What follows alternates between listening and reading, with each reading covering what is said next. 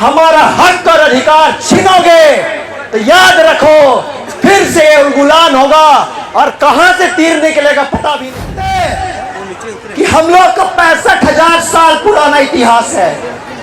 जब 65,000 साल पहले यहाँ कोई मनुष्य ही नहीं रहता था और इतिहास कहता है कि इस साल में लगभग 20-25 हजार साल पहले ही लोग यहाँ आए हैं, तो 65,000 साल पहले के लोग पत्थर तोड़ रहे थे यहाँ पर। नहीं कर सकते हैं, लेकिन आदिवासी समाज इतिहास गढ़ने वाला है और इस शांडिल की धरती से पूरे राज्य में आज पूरे आदिवासी लोग ये संदेश दे रहे हैं कि हम आदिवासी एक हो गए हैं और ये कुर्मी क्षत्रिय लोग जो अनुसूचित जनजाति श्रेणी में शामिल करने की मांग करते हैं, हम इसका विरोध एक एक गांव, एक एक अनुमंडल, एक एक जिला और पूरे राज्य स्तर पे करेंगे।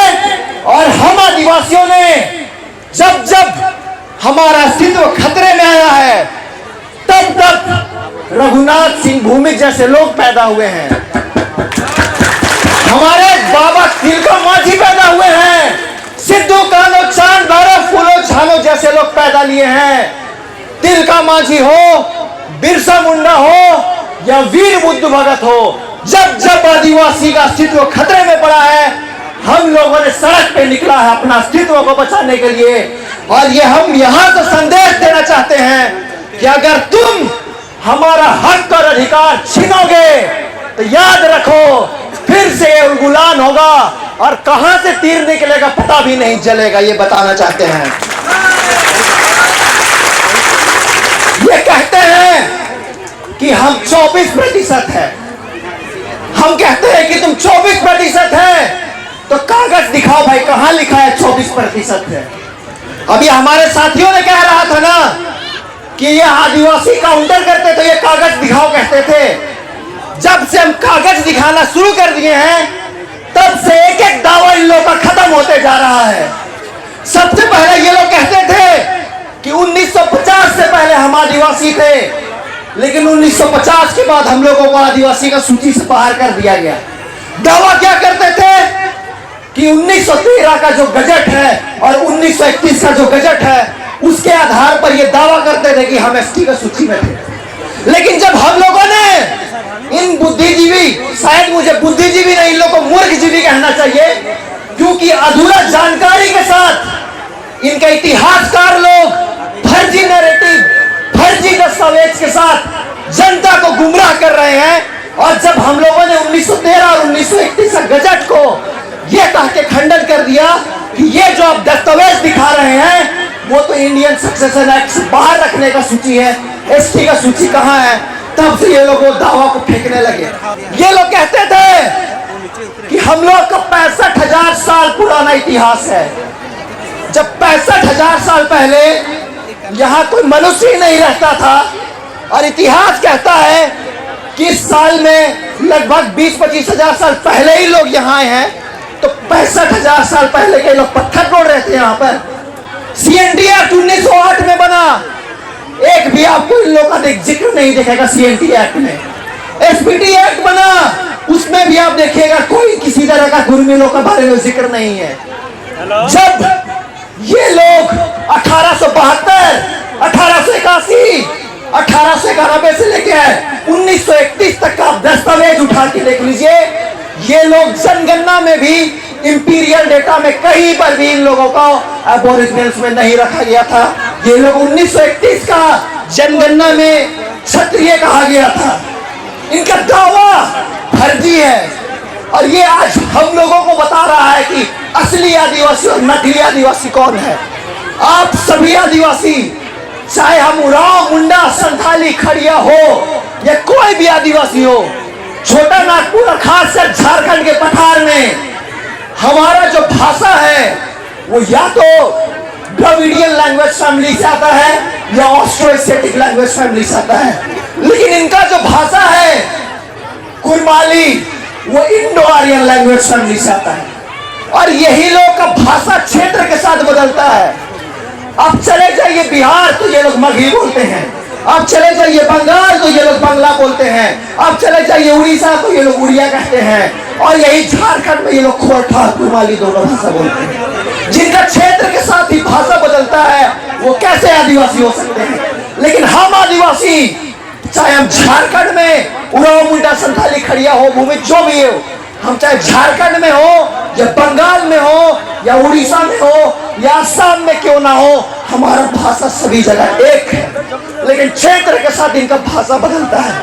और मैंने कहा रहा था, ये लोग जब 1953 में काका का लेकर समिति बना था, उसमें भी ये लोगों को बैकवर्ड क्लासेस में रखा गया। तब कहां थे इनके नेता लोग? क्यों नहीं ये लोग विरोध किए उस समय?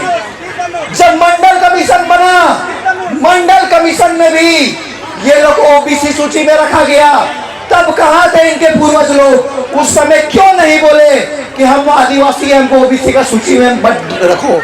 मैं आपको डेटा देना चाहता हूं, ये हाल की बात है, वर्ष 2022 का बात है।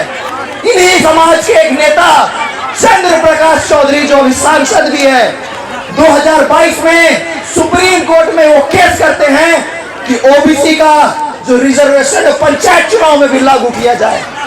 बताइए, इनका दोगला नीति देखिए। एक तरफ ओबीसी का आरक्षण बढ़ाने की भी बात करते हैं, दूसरी तरफ ये लोग आदिवासियों का दर्जा भी मांग करते हैं। तो ये आदिवासी समाज यहां से प्रण लेता है कि किसी भी तरह से, क्योंकि ये अस्तित्व की बात है, ये फर्जी इतिहास, फर्जी दस्तावेज को जो प्रस्तुत कर रहे हैं, इनको हम किसी भी तरीके से आदिवासी की सूची में शामिल नहीं होने देंगे। और मैं कहना चाहता हूं, इनका हाल में ही बहुत सारा नैरेटिव ये लोग सेट करते हैं। अभी मैंने न्यूज़ 11 में भी लोग का खंडन किया था, आधा अधूरी जानकारी दे करके ये लोग अपना समाज को गुमराह कर रहे हैं। ये लोग बोल रहे थे कि 3 गांव में टीआरआई ने रिसर्च किया है। जब हमने खंडन किया और हमने टीआरआई का दस्तावेज को दिखाया तो उनका बोलती बंद हो गया, उसका बोलना बंद कर दिए। ये टीआरआई का रिपोर्ट में स्पष्ट लिखा है कि 92 गांवों में जाकर के सर्वे किया गया, साक्षात्कार किया गया, बैठक किया गया। जब हमने इनको एक्सपोज किया न्यूज़ 11 में, तब से टीआरआई का रिपोर्ट को भी लोग बोलना बंद कर दिए हैं। और इसी तरह से इनका एक एडवोकेट है, अपने आप को बहुत बड़ा विद्वान वकील समझते हैं। ये यहाँ पर जमशेदपुर में जितना कोर्ट में नहीं बोलना चाहिए, कोर्ट में जिसको बोलना चाहिए वो कोर्ट में नहीं बोल करके मीडिया के सामने केवल बयानबाजी करता है। ये दिन में इनका इंटरव्यू देख रहा था, ये संख्या के आधार पर लड़वाना चाहते हैं और इनको आदिवासी के बारे में पता ही नहीं है, लेकिन आदिवासी के बारे में ज्ञान दे रहा था।